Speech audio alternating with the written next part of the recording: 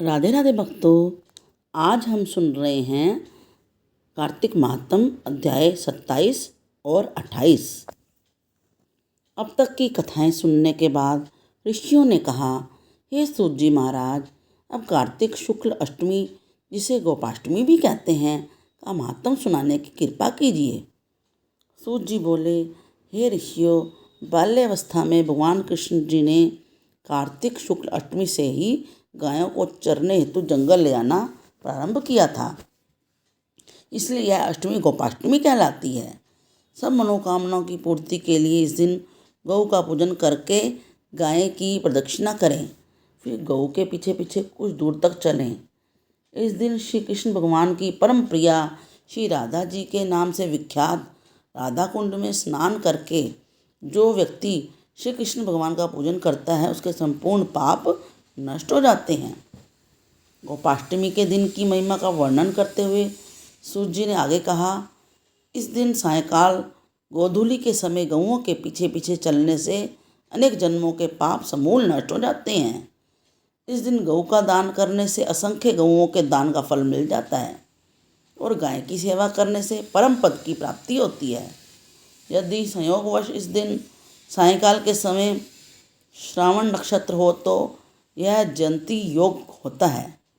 जयंती योग युक्त गोपाष्टमी को स्नान दान आदि करने से मनुष्य निश्चय ही मोक्ष को प्राप्त करता है, इसमें कोई संदेह नहीं है।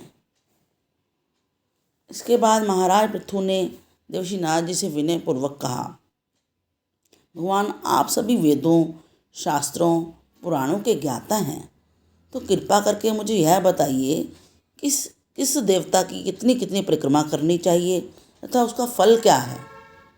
यह सुनकर नारद जी कहने लगे, हे राजन, देवी की 1 परिक्रमा करते हैं, सूर्य और अग्नि की 7 परिक्रमा करते हैं, गणेश जी की 3 करते हैं, शिव जी की आधी परिक्रमा करते हैं, पितरों की 3 अथवा 4 करते हैं तथा भगवान विष्णु की 4 परिक्रमाएं करते हैं। इस संबंध में एक इतिहास सुनो, जो बृहस्पति जी तथा देवराज इंद्र का संवाद है और स्वयं ब्रह्मा जी ने मुझे सुनाया था।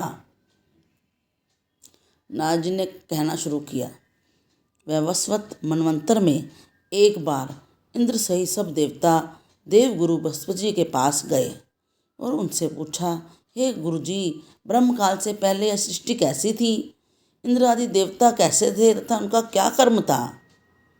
यह सुनकर बृहस्पति जी ने कहा, उस समय की बात तो हम भी नहीं जानते, क्योंकि उस काल को बीते अब तक 6 मनवंतर हो चुके हैं, परंतु आपकी ही नगरी में एक सुधर्मा है, वह सब कुछ बता सकता है। यह कहकर बृहस्पति जी इंद्र आदि सब देवताओं को लेकर सुधर्मा जी के पास आए। सुधर्मा जी ने देवगुरु सहित इंद्र आदि देवताओं का यथाविधि पूजन और सत्कार किया।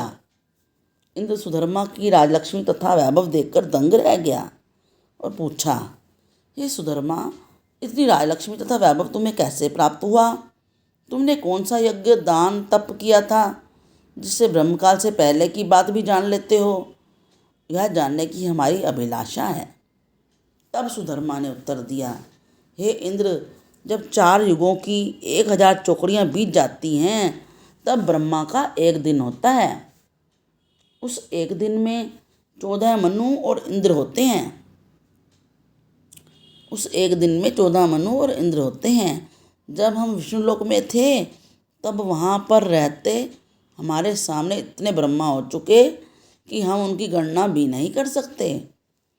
उसके बाद हम यहाँ स्वर्ग में आए हैं।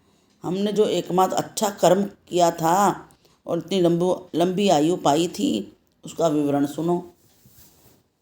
पहले जन्म में मैं मांसभक्षी गिद्ध था।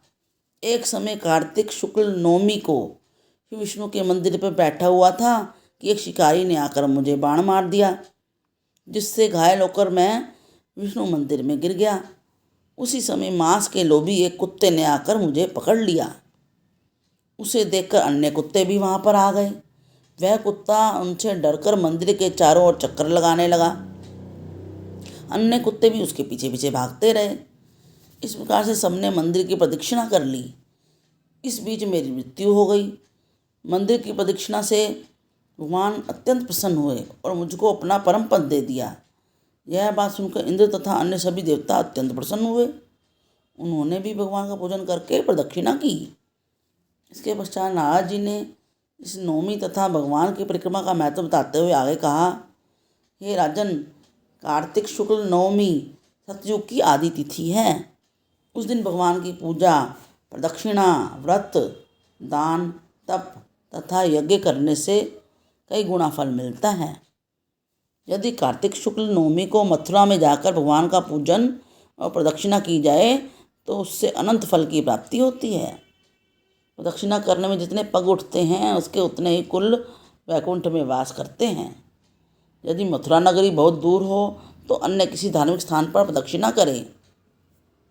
यदि वह भी संभव ना हो तो ब्राह्मण विष्णु की प्रतिमा, गऊ, तुलसी अथवा शालिग्राम की प्रदक्षिणा कर ले।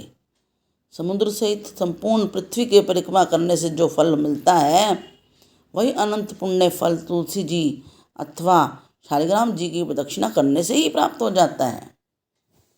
कार्तिक के शुक्ल पक्ष की नवमी को गौ, ब्राह्मण, देव मंदिर, तुलसी वन, साधु, वैरागी, जीवन मुक्त, परमहंस, गृहस्थ, वेद, उपवेद तथा पुराण ये सब ग्राम में ही वास करते हैं।